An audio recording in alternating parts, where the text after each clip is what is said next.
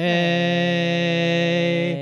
Hello. Hello. Welcome to the show. Welcome to the big show. It's the biggest show in town. Everybody loves it. It's the show. You gotta love it. You've got to love this show. And what show are we talking about? We're talking about Lost. Lost, the show about a plane that crashes on an island. Big island. Big island full of secrets. Big plane full of people. And big episodes full of crazy stuff. Drama. Action. Plane. And, of course, people. mystery. Oh, yeah. Those two. All these combined to make a crazy show that I call Lost. And others also call Lost because that's the name of the show. Yeah, that's what I've been calling it. I, too, have been calling it Lost. These past 22 episodes, I've been calling it Lost, and I don't intend to stop calling it Lost. And anybody who does call it anything other than Lost is a coward and a liar. Yeah, a true human loser. True human loser. We Real watched... waste of space. This episode is called The Island Shuffle. Really went in on him. So this is The Island Shuffle, a podcast starring me, Bean. And me, James. And we watched the show Lost out of order. We don't watch it in the normal order. No, we switch it up. We change it up and we watch random episodes every week. And this week, what episode did we watch? We watched the last episode of season 2, part 2, called Live Together, Die Alone, part 2. That's the one. And before we had watched this episode, there was talk about that they were going to say the line Live Together, Die Alone, but I guess that happens in part 1. We did not get that. We did not get the title drop in this episode. And Whatever. that's a darn shame. But hey, if you don't live alone, you die together. You die with another person around. You die. If you live with a friend, you die with a friend. Live together, payday loans. If we don't live together, we're going to payday loans. I'm going to payday loan. $20 for your first loan. So who's this episode about? This episode is about Desmond. Desmondo. Truly the number one Scot of the show. The number one, some might even say, only Scot of the show. I mean, yeah, true. Shockingly true. Mm-hmm. That guy has done a lot. He did a whole bunch. Last we saw him, he was Killing Charlie. He was killing Charlie and generally being a piece of shit. This was so this episode happened, I guess, at the end of one season before he starts to kill Charlie. Yes, exactly. And so what's he up to? He's thinking about the hatch. He's thinking about the hatch. He's living in the hatch. This whole episode is all about the hatch, and that's sort of fun. It's fun to go back to like the canon, if you will. Yeah. I feel like the hatch, that's like true Lost in my mind. Yeah, that's some spicy quality Lost, where they were just starting to dip their toes into like, what if the show was a little crazy? Exactly, and it's just the right amount of crazy in this episode. Mm-hmm. We talked about it in the past, but just to refresh, big arc of season 2, they find a big honkin' hatch, and they open it up, and inside they find a button that they got to push every 108 minutes. Or else, what happens? Nobody's quite sure, but they keep pushing it anyway. And when they first do it, they find Desmond in there, and Desmond pieces, and he shows up in this episode.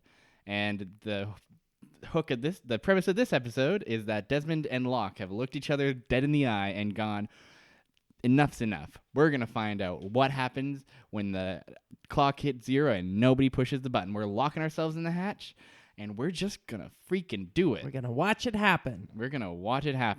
You know what I like about, and maybe I'm getting ahead of myself a bit, but I don't think necessarily, is that Desmond and Locke hatched that plan. They do. Desmond has done that once before. That's true. We learned. For some reason, doesn't think to mention it. Nope. He just like we see him in the process of like remembering that he's done this in the past.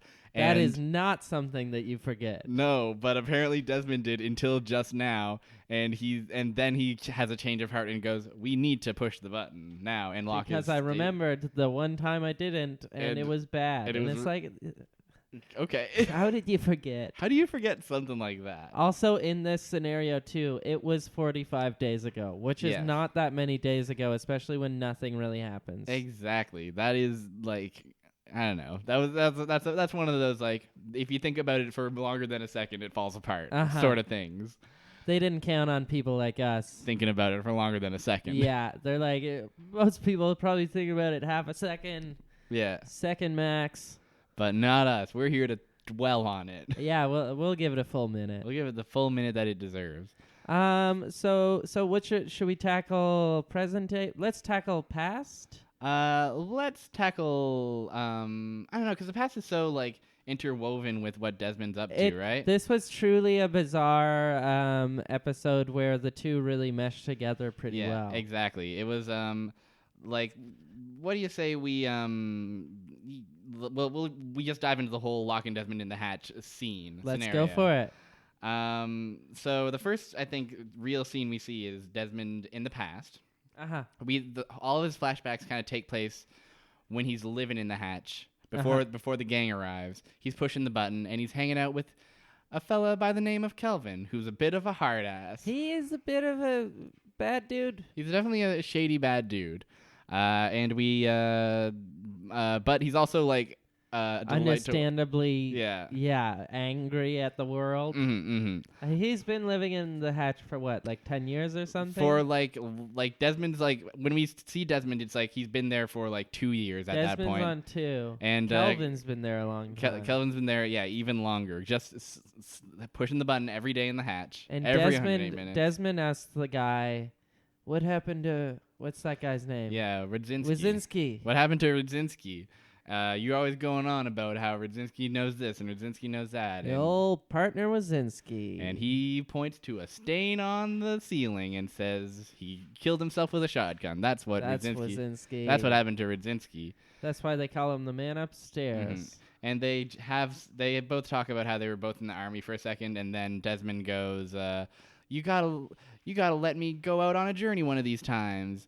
And Kelvin says, no, you can't. You're not allowed. And I forget, I think like Kelvin lied to Desmond about how there's a quarantine and you're not really allowed to go out and about on the island. That's it. Desmond thinks that the outside world is like gaseous and that you can't go out without like a hazmat suit. Yes. Which we later discover is not true. Exactly. It's a big old lie told by a big bad man who sort of looks like Sully from Monsters, Inc. Yeah, big bad jerk idiot. Big bad rude fool. Big bad bug. So meanwhile, back in the present, I suppose we should mention this briefly. Outside of the hatch, locked out is our good old friend Mr. Echo. And Mr. Echo is desperate to get into the hatch. So he recruits Charlie to go get dynamite for him. I like how Charlie is always everyone's like de facto. He's sort of a pseudo sidekick for everyone. Yeah, he's just like we ran out of like prime characters. Charlie had to tag along, and Charlie doesn't quite hatch his own plans, but he does take part in other people's quite often. He's down for whatever. Like he fucking kidnapped son. Yep. That was a wild one. That was like the first thing we ever learned that Charlie did. Yeah. Isn't it? A couple episodes ago, he was swimming into an underwater station. Yep. Desmond has been dragging him around for a long time now. Yep. So Charlie is always going to be recruited, and this one is no exception. Absolutely. So they basically are planning to blow open the blast doors, and they fucking do it. And there's a lot of really funny things about this scene, which is that you have Echo kind of like putting the dynamite down, unfurling the fuse or whatever, and Charlie's just kind of like, I don't know, this doesn't seem like, I don't know, this maybe is what if this is a bad idea? And like he's just like, and Echo's just like space, like it's so nothing. He's so hesitant to like voice his concern that like you are about to potentially kill the both of us. Yes, and like it takes him so long to like realize that. Maybe. Oh, Mr. Echo, do you think that maybe? I'm sorry. Okay, just kill us both. The highlight of this scene for me is Charlie basically proposes like, well, what if they're right? What if the button goes off and nothing happens and it's all fine? And Echo's response is he furiously unbuckles Charlie's belt and throws it at the wall where it sticks like magnet. And it was, the whole time you're just thinking, like, you couldn't have given Charlie a necklace or something. Yeah, you like, could have. There couldn't have been any other metal object. He couldn't have, like, taken a coin from his own pocket. He could have undone his own belt. Yeah. Like, I don't know he what. He had to fucking take Charlie's belt off of him. Yeah. Seems a little rude. I like to dump on Charlie as much as the next guy, but, like, come on. Let the man keep his belt. Let the man keep his belt. That's what I say. Asti Chris. Car Isla. Whoa. Tabernacle. Profane Quebec man has arrived. Yeah. One of our many storied characters. I'm not going to keep doing that. I'll just share this brief anecdote. Me and some friends of ours took us to Battle War, which is Battle War at Fufun Electric. That's exactly the one. That's wrestling. It's wrestling, baby. How was that? I've never been to anything like it in my life, and it ruled. I only bring it up because I've definitely never heard more Quebecois profanity in my life. It ruled. That is completely true. Oh my god, it was a constant stream of Kalis and Tabernacle. It was fucking ruled. That's cool. It also owned for several other reasons, which I'm not going to dive into right now. But it was great. If you're ever in Montreal and you want a cheap, entertaining wrestling show, and Battle War happens to be happening, also, like, that's such a weird venue to have that type of thing. Apparently, that's a venue. Yeah, like it's a music venue. Yeah. I've seen shows there before. It's such a like confusing building. It almost makes no sense that it exists. It is. I feel like a lot of downtown Montreal venues are in that ilk of just like, this is 5 things at once. What's going on exactly. here? It's like you were just knocking down walls at will to create this like sort of fucked up complex. This bizarre labyrinth of a venue where it's like you go one flight of stairs too high and you're at the like classy bar, and then just below that is the wrestling ring. Yeah, exactly. But if you go past that, you find the arcade. Like, exactly. It's just like, I don't know what's going on here. So belt thing happens, and Desmond hears the explosion outside, and he's like, maybe are they okay? We should open the door and check on him. And Locke is like, no.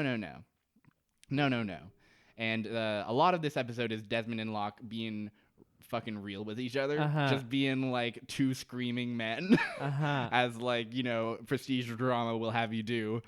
Nothing says prestige drama like 2 men who are screaming. Locke in this episode is really, really wild. It's interesting to see him be so stubborn, and also like just sort of, I guess just definitely this is probably one of the first real experiences where he puts himself ahead of the group entirely. You will be surprised to know that is not like he. Does he do that all the time? He kind of does it all the time. We haven't seen him very much, but he's so like headstrong and stubborn and like fucking dumb. Yes, he does. A lot of what he does is dumb shit in the name of the island, in the name of the greater good. Yeah, he considers himself a messiah figure, even though he has like no more information than anyone else has. Exactly. But in this episode, he has reached the pinnacle of his like he's at his like lowest point in his island faith-wise. He completely doesn't. He's like he doesn't trust the island anymore. He was like at the start of the season. He's like, this was my purpose, is to come down here and press the button. And by the end of it, he's like, because he saw that station. Oh with the yeah, videos. he saw the video where the video basically blatantly states that the button does nothing. Right? Yes, he saw that video. Yes. And so he was basically he believed it. He believed it, and he was like, well, this is all horseradish. This is horse apples. I let a kid die for this. What am I doing? Let die? Boone. Oh, Boone? I don't think we've seen. He let Boone die for that? I don't think he let Boone die. Boone did die for that. Boone, like, crawled into a plane for Locke, right? Yes, exactly. Yeah. And it was, and then ended up dying. Yeah. It was only Boone. It was only Boone. Yeah. No real talk for a second. I'm not gonna lose sleep over that one. No, I don't think a lot of people did. I mean, Locke did, clearly. Locke did. Locke lost a tiny bit of sleep, but like not even that much. I'm willing to bet this is the first time we've ever fucking talked about Boone. Yeah. I think we talked once about the incestuous thing that was going on between Boone and his sister, whose name I forget. That does happen. Yeah, because we saw them in like a flashback episode. Yeah. So they're down there and Locke's locked himself in with a lock. Yeah. And so like as a viewer, your eyes are just locked on him. Mm-hmm. And you're like lock and load. Yeah, it's a real lock and load moment. And you better unlock your phone to call all your friends. Tell them about this good episode. Tell them what's up. Mm-hmm. Yeah.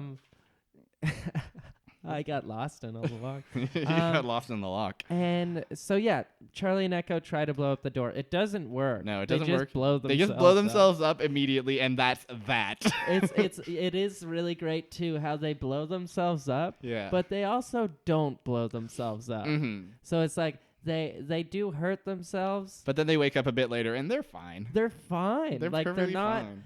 Like, Echo was next to the dynamite. Echo looked dead. Echo, you think that Echo is dead for real, really? Yeah. For a second. And then, like, an hour later, he's just, he's chill. He's absolutely fine. Echo probably should be dead after this. Echo should probably be dead, but he ain't. He's fine. He got better. So... Okay, so they have a hard conversation, and Desmond's like, "Why are you doing this?" And Locke is basically like, "I lost my faith. It's all fake. Trust me." Blah blah blah. And Locke tells him about the station that he saw, and he tells him about the video. He says, "Trust me, the button is really fake for real." And Desmond says, "Well, what if the station where they're watching us? Maybe that is the real experiment." Ooh. Sounds a little, and Locke is like, well, that's just some rubbish. If you ask me, that's just some rubbish.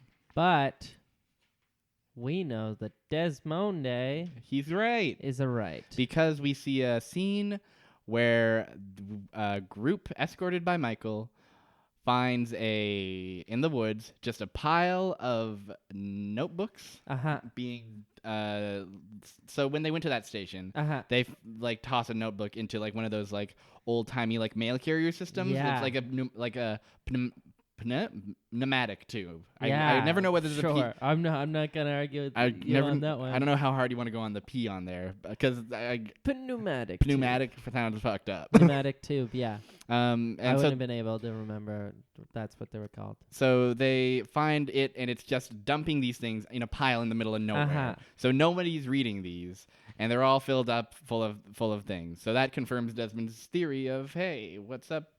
Maybe they're the real experiment because nobody's reading those things. They are the real experiment because nobody's reading those things. And I assume then that someone else is watching them. I would hope so. Otherwise, it's not an experiment. It's just torture. It's just mean. Yeah. The assumption is that someone was at some point coming to collect them. Yeah. And then, like, people got wiped out, and so they were just, like, they were still leaving. Is there ever an explanation of what happened to the Dharma Initiative? There is. Yes, there is. When? Like, season 5 or something? In, like, season 3, we learn in a flashback what happened to Dharma Initiative people. Oh, really? People. Cool. Yeah. Cool. Surprisingly early they give that away. Whose flashback?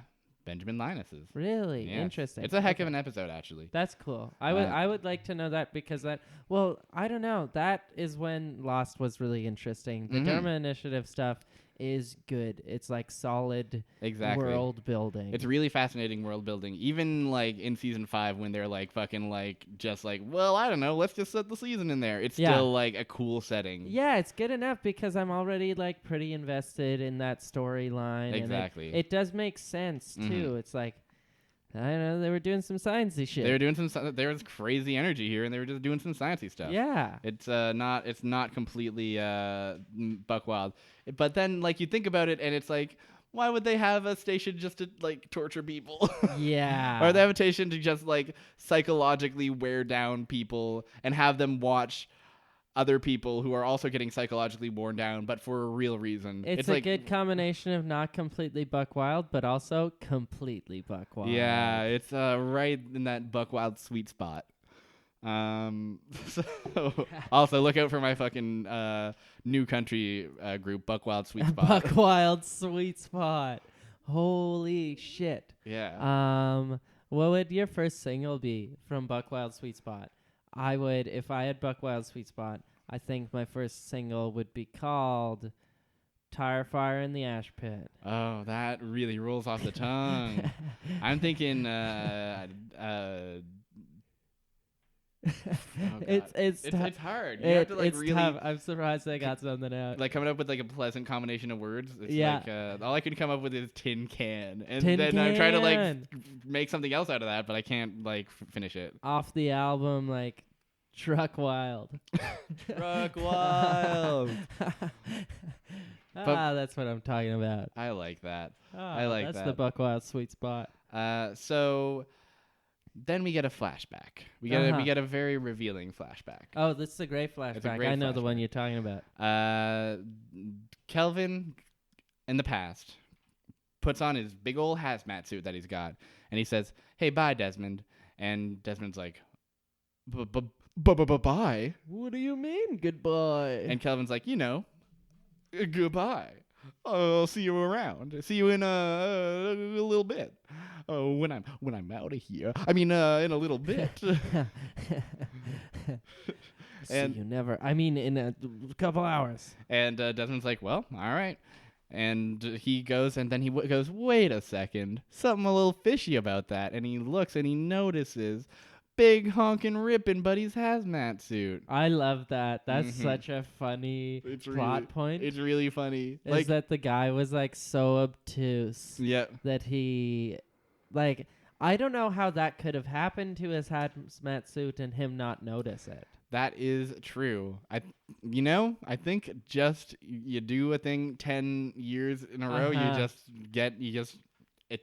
forget these things. Yeah. For instance, did I tell you that today? When I was putting on my hazmat suit, I walked outside and I got to work and I realized there's a big rip in it. No, actual real thing that happened. I got home and Mike was like, "Hey," my roommate Mike was like, "Hey, what the hell is this?" And he pointed to my toothbrush that I left in the dish rack in the kitchen. Oh, that's awesome. That's really was like I had like the motions there. I was brushing my teeth. You were like 80% there. I mean, that's still a pass. Yeah, and considering how often I brush my teeth in the morning, I'm still like batting 99.9. Yeah, exactly, right? I mean, that is so far from like letting yourself go level. Exactly, but it's still like, it's still a little like, hey. Sort of a bit of an obvious oversight there. Yeah, for sure. I love the idea that Mike came home and moved your toothbrush to the dish rack and was like, "I'm really going to fuck with Dean on this one." Yeah. Oh, man, how will I ever trust him again? I know. Oh, man. Okay, anyways, so Desmond says, "I'm going to follow this bozo and see what he's up to." And he follows him, and sure enough, Kelvin, as soon as he's such and such a distance from the hatch, takes his suit off. It's fine. He was being duped the whole time. He realized was lying. He was lying. And what a dick, seriously. What a turbo jerk. And so he follows him, and guess what? Kelvin has a boat. And Kelvin catches Desmond and is like, "Hey, you found me, buddy. Didn't think you'd have the nuts to come out here." And goes, "Hey, yeah, I was going to take your freaking little boat and get out of here. And you were going to stick behind and keep pressing that button." And what the heck, who, and what the heck, who, what the heck, who? Buddy. Hey, buddy. And Desmond's like, "You stole my life. I'm mad. This is all. There's so many of my life. I've lived 2 years in the hatch. Give me the answers. What else were you telling me?" And he grabs him and tussles him, and the ensuing tussle knocks his head on a rock and kills him instantly. It's one of those incredible classic TV/film instant deaths that you never really see in real life. I know all the deaths that I've witnessed. all the deaths that you've witnessed have been like very slow and deliberate. Yeah, exactly. All the cold-blooded murders. Right. That, you have murder in your heart, after all. I guess. But yeah, it's just sort of funny. It's just that classic. Yeah, they're like, he's like tussling him, and it's just like boom. Oh, whoops! I can't believe what I did. I also am just realizing they pulled this shit before with Ricky. Ricky did the same thing with the fucking doctor. Remember? Wait, who's Ricky? Richard. Oh, Richard. Yeah. And the doctor. Yeah. In the past. I briefly remember it. He goes but I think I blocked most of that episode out of my mind. That's a damn shame. Because we watched it. Who was the doctor? I do remember now. Yeah. Because he went and the doctor wanted a bunch of money for the drugs. Yeah, but Richard didn't have enough money. Yeah. And then he accidentally killed the doctor. Yeah, as you do. It's so easy to accidentally murder someone. Yeah, so many of these people are accidentally killing people. Yeah, it's really just something else. Anyways, so he accidentally murders him, and Desmond goes, and takes dashes back to the hatch and manages to get to the button just in time, and everything's kind of freaking out, everything's shaking, everything's, oh my gosh, the counter is at 0, the thing is, the computer's shouting system failure, alarms are going, everything is going, and he's slamming the button, and he's going, no, oh no, system failure, no, and scene. He actually manages to do it.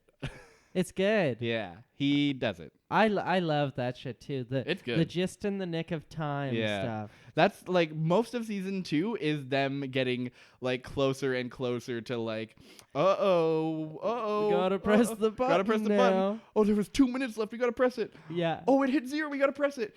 Oh, it hit 0 and the things are shaking. We gotta press it. Like it just keeps escalating that, and it's just like it's so obvious, but it's still like rules. Yeah. Well, and it is nice that this time they finally. Well, I guess they were building it up for a season. They couldn't just press the button and end the episode. Exactly. Something big had to happen. But exactly. I also want to mention a flashback that I realized we skipped. Yeah. Which is Desmond goes to push the button, and he hears Buddy drunkenly singing, and he sees a little hatch underneath, and he goes, "Hey, what's up? Why are you down here, sad and drunk?" And Kelvin's like, "Wow, dude, I'm all drunk." Oh, and he says, "Life isn't worth being drunk about." And he reveals an important. He reveals a lot, actually. A plot point. He reveals a couple of plot points. He says, "I got the key here, and down here is a little failsafe switch, and if I turn it, the dam bursts." The whole thing goes down. And Desmond's like, "Damn, what are you talking about?" And Kelvin basically just lays out what the hatch is, which is that it's some kind of electromagnetic buildup of energy or something, and they press it and it discharges. And they talk about the incident, which you might remember that the season 5 finale is called The Incident. The season 5 finale is the incident? That's the incident. Oh, so okay. Mm-hmm. Have we watched the season 5 finale? We watched the first part of it. Okay. Which one was that? That was they have a bomb and they're taking it to the drill site. Okay, so that's what the incident entailed, I guess. Exactly. They dug too deep and they blew up too much. Exactly. They blow up a bomb. They blow up a bomb in a big hole. Yes, and that'll be an incident for sure. Okay, that makes sense. So that's why they had to create this station to contain the fucking disaster. What's so incredible about that is so that explains a lot about the island. And so they created an explanation that can explain.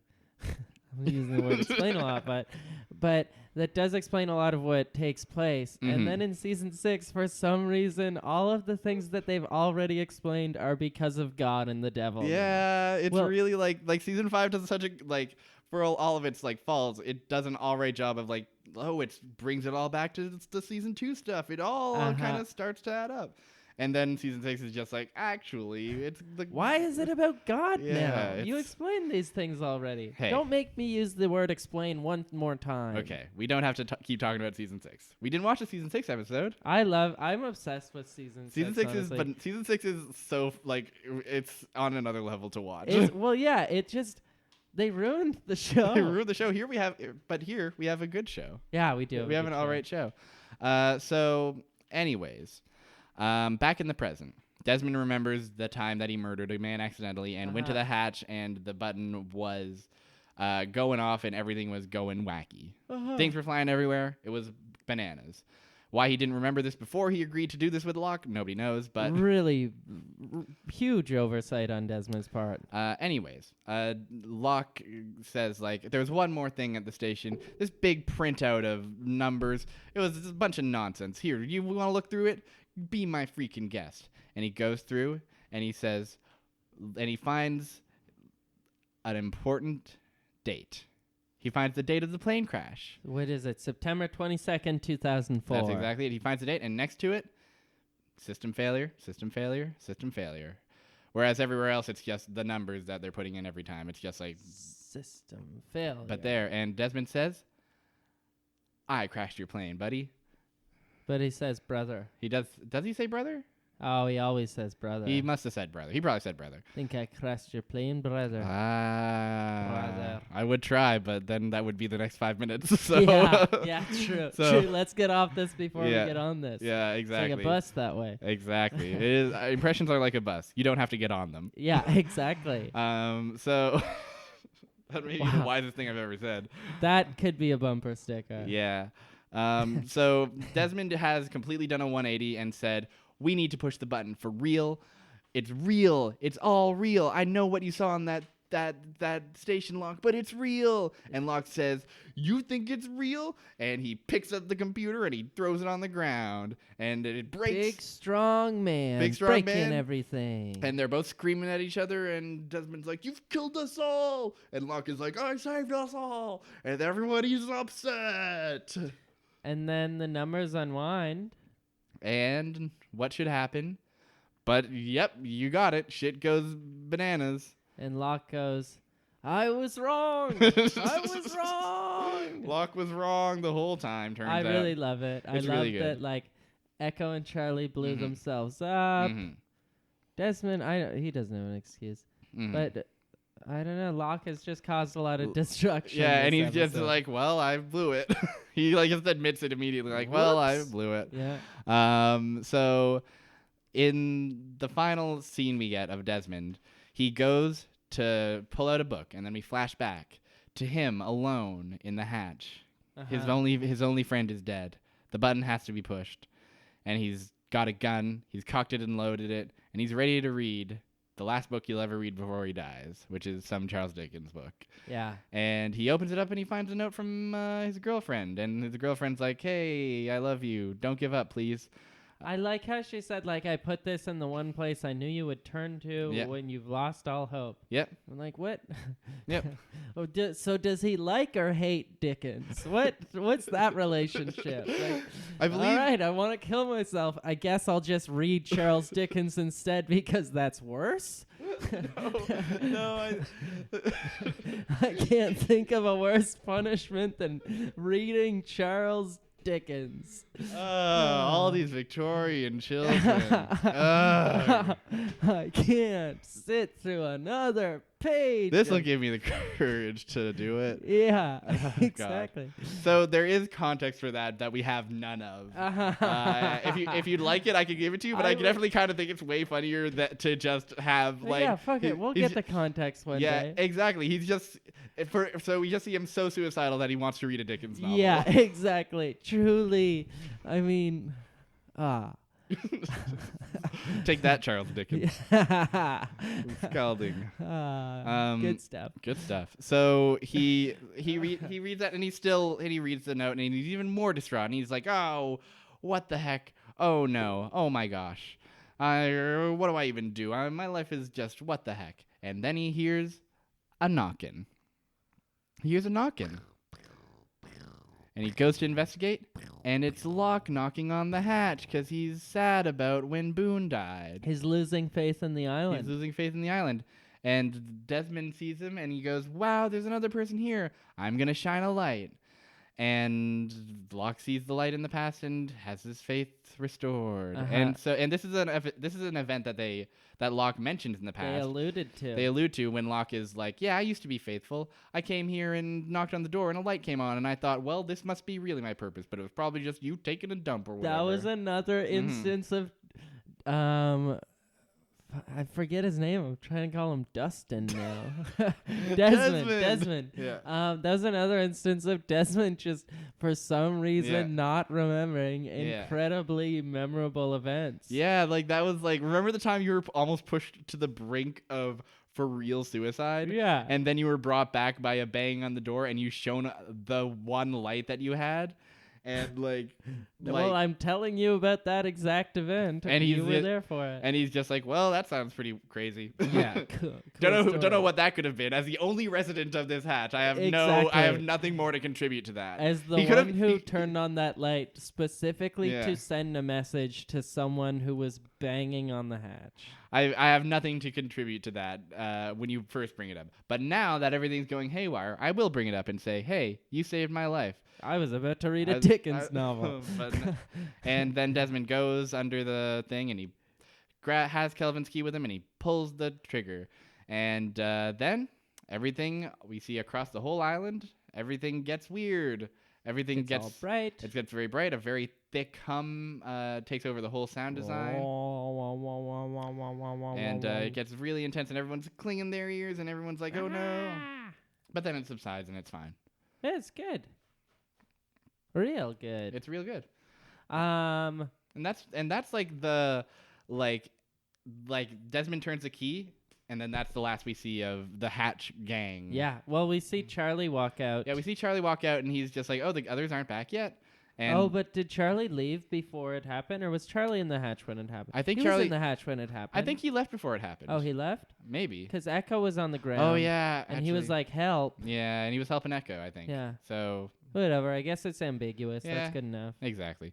So that's the main. That's the main plot. There's another plot though. There is the side plot. The side plot, which plot is that. B, but even though it's the side plot, it is the plot with the main character, so it might actually be the main plot. It might be the main plot. It does have our boy Sawyer. And so Sawyer, Hurley, Jack, and Kate are being... the true gang. Are being Hurley is the other tack on. Hurley and Charlie are just... Yeah. You can toss them in any situation. Yeah, and they're actually interchangeable, too. Yeah, exactly. But with Hurley, you get comic relief, and with Charlie, you get, temptation to try heroin. And those are the two things that they contribute to every situation. Yep. So Michael's we know that Michael is setting them up to get nabbed by the others, and sure enough that happens. In the scene that they get for real ambushed, we get a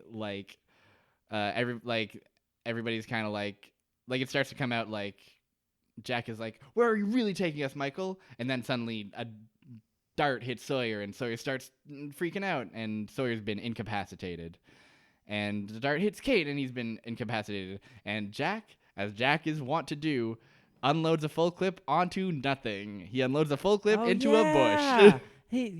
Truly onto nothing. This one's even worse. This one's at least in the last time he unloaded a full clip, he had a bunch of innocent people in front of him. Yeah, and there was potential that he could have shot one of 30 people he could see. He had a target. Here he just is I need to waste bullets.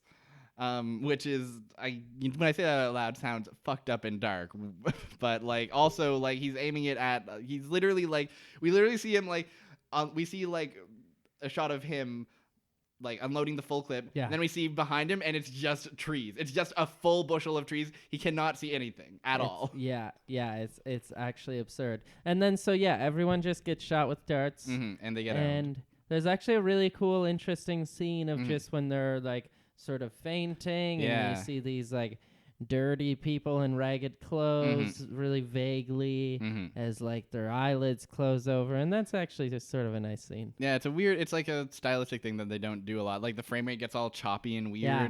Like the camera work gets very fucking dizzy. It's something they don't do often, and it was cool to see them try it. But anyways, they ended up getting escorted to a dock, and they're all on their knees. They're gagged. They're in trouble. And they're not in a good situation when you're on the dock. I will say, Tom is there. Tom is there. He's wearing a beard. He's wearing a beard, and he takes it off because it's itchy. And a little tugboat spurts up, and who should be on the tugboat but good old Benjamin Linus? Benny. And he gives Michael his kid, and that's a really funny scene because he and Michael have a very loud conversation. Yes. And Michael's like, "Where's Walt?" And then Ben's like, "He's right there." And you look over, and there's Walt, just like he's sort of under a table or something in the boat. He's just like crouched over. But he doesn't realize that his father is like 10 feet away from him having a very loud conversation. Yeah. It's one of those wild moments. And then he like, Michael's like, Walt, and Walt turns and is like, Dad, and it's like, I don't know, you heard your dad yelling for the past 15 minutes. You definitely heard your dad yelling. But yeah, Ben says, all right, you sent us these guys, we'll keep our word, hop in the boat with Walt, go that way, and you'll be fine. And Ben is like, Michael's like, how do you know I won't tell anybody about this? And Ben's like, well, you murdered 2 people to do this, so I think you're not gonna tell anybody about this. So Michael and Walt fuck off, and they free Hurley and tell him he's free to go. Yeah. They free Hurley because he's nice. And then they say, all right, you can just your job is just go back to the camp, tell them what happened, tell them they can't ever find us, and then they kidnap the 3 remainers, and they end up in those cages that we know and love. Wait, in the plot line, so Michael rounded up these people specifically. He's like, he got Jack, Kate, Sawyer, and Hurley. Yes. So did they specifically chose Hurley just with the intention of like capturing him and then letting him go? That's exactly right. But exactly they were like, what they it did. has to be Hurley. Yes. We need Jack to perform surgery, and we need Kate and Sawyer so that we can manipulate Jack into doing the surgery. And we just need Hurley there to just because we need a good nice guy. But it's gotta be Hurley. It's gotta be Hurley. Yeah, that's really incredible. I like that. They're like, we want to get this guy some more screen time. He's really good with a small group. All his lines and all his lines. Oh, Hurley and his lines. Oh, Hurley and his lines. That's the episode. That is the episode. That's how season 2 ends. Oh, there's a stinger at the end. Yeah. I forgot. Which I didn't like at all. There's a very weird stinger. It feels very out of character. It just kind of like, once everything settles, we cut to the Arctic tundra, or the Antarctic tundra, maybe.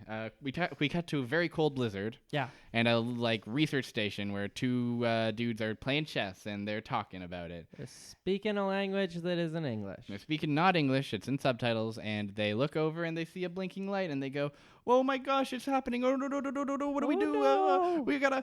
Is this real? Is it real? We gotta call her. You gotta call her. And make the call. Make the call. Jerome, make the call. You just gotta make the call. Shoot it. Huge episode for screaming men. Yeah. So who do we got screaming? We got Locke, Desmond. Those two guys. I think Jack screams at Michael for a bit. Jack and Michael do some screaming. That's enough screaming. That's the correct amount of screaming, I think. I'm sure Hurley screamed when he got back. I think Desmond does the most screaming this episode. Charlie really should have screamed at Echo. Charlie he was like, "You're about to kill us." Yeah, but Charlie's fine with it though. Charlie doesn't scream, I guess. Charlie don't scream. So they call, and who do they call? But Desmond's girlfriend, Penelope, and they say, Mrs. Widmore, we found it, which is fine, I guess. Yeah. It's not. And that's it. It's fine. That's how it ends. That's the episode. What did you think of the episode? It was pretty good. It was a great episode. Who am I kidding? Yeah, it was a great episode. It was a great episode. How does it stack up to the other pieces of finales we've seen, which is to say, well, the second half of a finale is definitely better than the first half of a finale. Agreed, because it's all like, ooh, it's all happening. Yeah, exactly. Whereas the first part is just like moving the pieces into place. And build just like up to nothing build when you're up. not watching the second exactly. It feels so like that's definitely maybe the worst part is that we have to watch like the build up and then just like okay. We don't. It ends like so abruptly. It ends just like nothing. Yeah. I thought it was great though. I thought it was like top 5 episodes we've watched. For sure. Definitely, you know, we joke about like I joke about how it's a men screaming show, but Desmond fucking like kills it in this episode. Yeah. All the actors really Desmond's kill it. backstory is still so fresh at this point exactly. too. It's like he might have had maybe 2 episodes. Mm-hmm. Yeah, we're not used to seeing him around, and he like in this grand scheme of things doesn't have like that many episodes. So it's a nice like fresh dose. And we get a lot of information that we didn't know before, like the Desmond's experience in the hatch before people showed up is really interesting and also very telling, and it gives us a lot of answers to questions that we've had, which doesn't always happen in this show. Exactly. And they like kick it out of the park. They say get out of this park. They say get out of this park. In general, great up. Sometimes the episodes are good. It's weird. I know.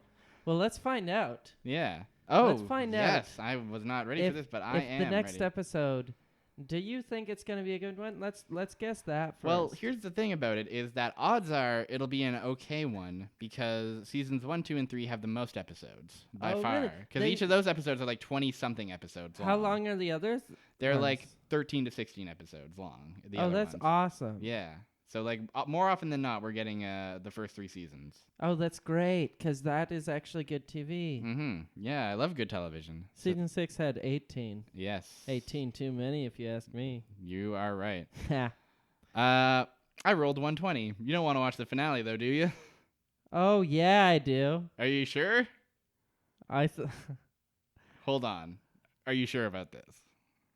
I think so. I think I'm ready. Okay, here's my proposal. Uh-huh. Do you want to watch the first part of the finale? Not the whole 2.5 hours of the finale. Oh, yeah. Think I about that. watch the whole 2.5 hours. Yeah, okay. Do you want to just watch... the finale did not get great ratings. It sure... Did it really not? Well, That's it got surprising. fine ratings.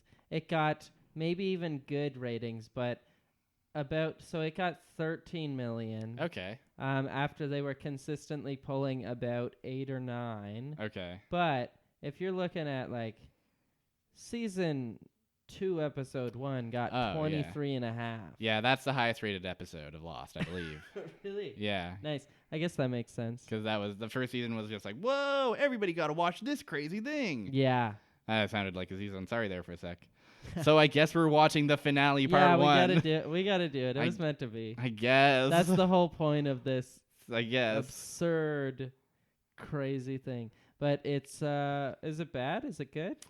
I would say that it's the best episode of season 6, which is a low bar to clear. Great. And probably still worse than most other episodes. Let me just look at some info on this. Who's it about? Various. Yes. Oh, is there a DVD? Yeah, of course there's DVDs. The New Man in Charge? Oh, yeah, that's kind of like a little postlude that they added into the DVD that just kind of like answers a few questions. Weird. It's fine. It's not great. Okay, so when they do count it on this list specifically as there's a 120 and a 121. They do, don't they? Yeah. So then 120 is part 1. There we go. All right, part 1. I guess we're watching part 1 of the fucking finale. We're watching the finale. Great. Get ready. Get ready. Well, thank you for listening. Thanks to for another listening. episode. Thanks for listening to another episode of The Good Show Island Shuffle. Thanks for liking and subscribing. And as we say at the end of every episode, Get lost.